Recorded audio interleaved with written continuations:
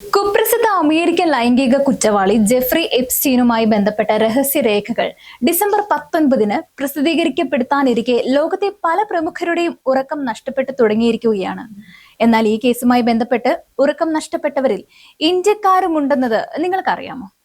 ഇന്ത്യക്കാരെന്ന് പറയുമ്പോൾ ഏതെങ്കിലും സെലിബ്രിറ്റികളോ മാഫിയോ തലവന്മാരോ ഒന്നുമല്ല, മറിച്ച് നമ്മുടെ ഭരണകൂടത്തിന്റെ ഭാഗമായ ചില വ്യക്തികൾ തന്നെയാണ്.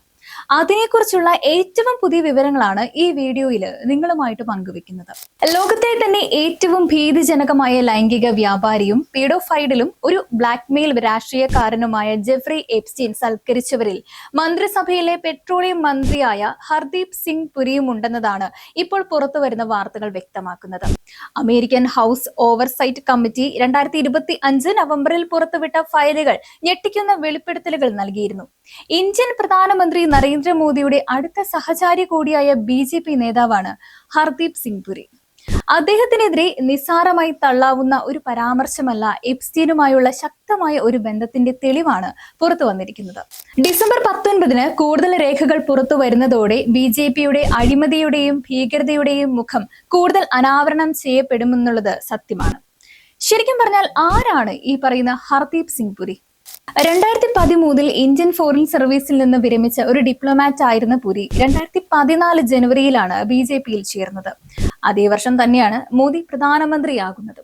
വളരെ പെട്ടെന്ന് തന്നെയായിരുന്നു ഇരുവരുടെയും സൗഹൃദത്തിന്റെ ആഴം കൂടിയത്. അന്ന് അദ്ദേഹം UN പ്രതിനിധി കൂടിയായിരുന്നു. എപ്സ്റ്റീന്റെ ഫയലുകളിൽ പുരിയുടെ പേര് 2014 ജൂൺ മുതൽ 2017 ജനുവരി വരെ 5 തവണയെങ്കിലും രേഖപ്പെടുത്തിയിട്ടുണ്ട്. ജൂൺ 2014 ആദ്യത്തെ കൂടിക്കാഴ്ച, അതായത് മോദി ഭരണമേറ്റ് ഒരാഴ്ചക്കകം. പിന്നീട് ആ വർഷം തന്നെ സെപ്റ്റംബറിലും ഒക്ടോബറിലും, പിന്നീട് 2015, 2016, 2017 വരെ. ശരിക്കും പറഞ്ഞാൽ ഇത് എപ്സ്റ്റീൻ 2008 ലൈംഗിക പീഡനത്തിന് ശിക്ഷിക്കപ്പെട്ട ശേഷമുള്ള കാലഘട്ടമാണ്. പുരി അപ്പോൾ ന്യൂയോർക്കിലെ ഇന്റർനാഷണൽ പീസ് ഇൻസ്റ്റിറ്റ്യൂട്ടിലെ വൈസ് പ്രസിഡന്റ് ആയിരുന്നു. ആ സംഘടനയ്ക്ക് എപ്സ്റ്റീൻ അനുബന്ധ സ്ഥാപനങ്ങളിലൂടെ 2011-19 കാലയളവിൽ $6.5 ലക്ഷം ഡൊണേഷനും നൽകിയിരുന്നത് സംഭവം കൂടുതൽ ഗുരുതരമാക്കുന്നുണ്ട്. 2014 സെപ്റ്റംബറിലെ ഒരു ഇമെയിൽ ത്രെഡ് പുരിയുടെ നേരിട്ടുള്ള ഇടപെടൽ ചൂണ്ടിക്കാണിക്കുന്നുമുണ്ട്. എപ്സ്റ്റീൻ ഒബാമ ഭരണകൂടത്തിലെ വൈറ്റ് ഹൗസ് കൗൺസിലർ കാതറിൻ റൂംലറിനോട് ഇങ്ങനെ പറയുന്നു: ഗേൾസ് ശ്രദ്ധിക്കൂ, എന്റെ പഴയ ശീലം പുനരാരംഭിക്കാം. പിന്നീട് അദ്ദേഹം പറയുന്നു, ന്യൂയോർക്കിൽ കാലാവസ്ഥ ഉച്ചകോടിക്കായി ലോകത്തു നിന്നുള്ള പല വലിയ വ്യക്തികളും വരുന്നു. അതിൽ Gordon Brown, Bill Burns, Larry Summers, Mongolian president Hardik Puri എന്നിവരെ പേരെടുത്ത് പറയുന്നു. ഈ ഇമെയിൽ മോദിയുടെ UNGA സന്ദർശനത്തിന്റെ സമയത്താണ്. പുരി അതേ ക്ലൈമറ്റ് സമ്മിന് വേണ്ടി ന്യൂയോർക്കിലായിരുന്നു. എന്തായിരുന്നു ഈ വലിയ വ്യക്തികളുടെ പരിപാടി? എപ്സ്റ്റീന്റെ സാധാരണ സ്വീകരണങ്ങൾ പോലെ ഒന്നു മാത്രമായിരുന്നു. ഇത് പുരിയുമായി മാത്രം അവസാനിക്കുന്നില്ല. എപ്സ്റ്റീൻ ഫയലുകൾ മോദിയെ തന്നെ സൂചിപ്പിക്കുന്നതായും ചില രേഖകൾ ചൂണ്ടിക്കാട്ടുന്നുമുണ്ട്. 2019 മെയ് 23 മോദി തിരഞ്ഞെടുപ്പ് വിജയിച്ച ദിവസം എപ്സ്റ്റീൻ ട്രംപിന്റെ സ്ട്രാറ്റജിസ്റ്റ് സ്റ്റീവ് ബാനോട് പറയുന്നു: മോദി ഓൺ ബോർഡ്, ഞാൻ സെറ്റ് ചെയ്യാം, നിങ്ങൾ മോദിയെ കാണണം. ചൈനയോടുള്ള സമ്മർദ്ദത്തിന് ഇന്ത്യ അമേരിക്ക ബന്ധം ശക്തിപ്പെടുത്താനെന്ന്. ഈ സന്ദേശങ്ങൾ എപ്സ്റ്റീന്റെ അറസ്റ്റിന് 2 മാസം മുൻപായിരുന്നു. അനിൽ അംബാനിയും എപ്സ്റ്റീനോട് മോദിയുടെ US സന്ദർശനത്തെക്കുറിച്ച് ഇമെയിലുകൾ അയച്ചതായി പുറത്തു വന്നിട്ടുണ്ട്. ഇന്ത്യ ഇസ്രയേൽ ബന്ധത്തെക്കുറിച്ചും ചർച്ച ചെയ്തു. അംബാനിയുടെ റിലയൻസ് ഡിഫൻസ് ആ സമയം റഫായൽ കമ്പനിയുമായി ഡീൽ ചെയ്തിരുന്നു. എപ്സ്റ്റീൻ മൊസാദ് ഇസ്രയേൽ ഇന്റലിജൻസുമായി ബന്ധമുള്ളയാളാണ്. ബ്ലാക്ക്മെയിലിലൂടെ രാഷ്ട്രീയ പ്രഭാവം ചെലുത്തുന്നവൻ എന്നാണ് അനിൽ അംബാനി പറയുന്നത്. ആരോപണ വിധേയനായ BJP MP ഹർദിക് പുരി 2014 മുതൽ BJPയുടെ കോർ അംഗമാണ്. മോദി സർക്കാരിൽ 2017 മുതൽ മന്ത്രി. BJP നേതാക്കളും അന്താരാഷ്ട്ര കുറ്റവാളികളുമായുള്ള ബന്ധങ്ങൾ എപ്സ്റ്റീൻ ഫയലുകൾ തെളിയിക്കുന്നുണ്ട്.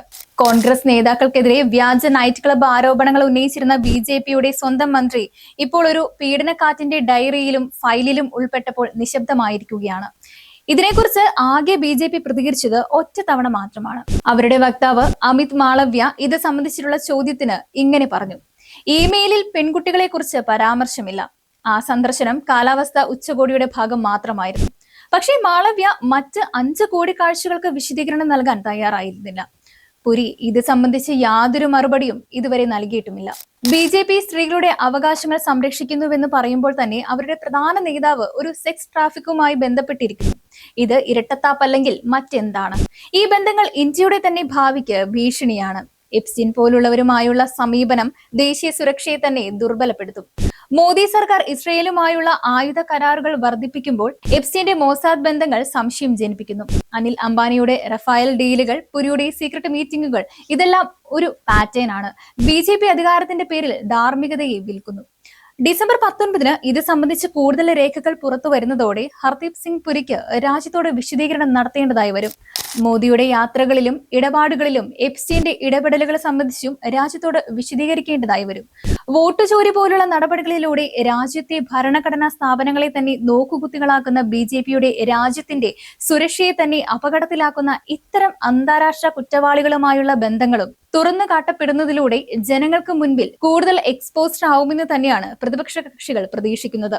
ഡിസംബർ 19 ശേഷം ഇത് സംബന്ധിച്ച മറ്റ് പ്രക്ഷോഭങ്ങൾക്കും രാജ്യം സാക്ഷ്യമായേക്കാം.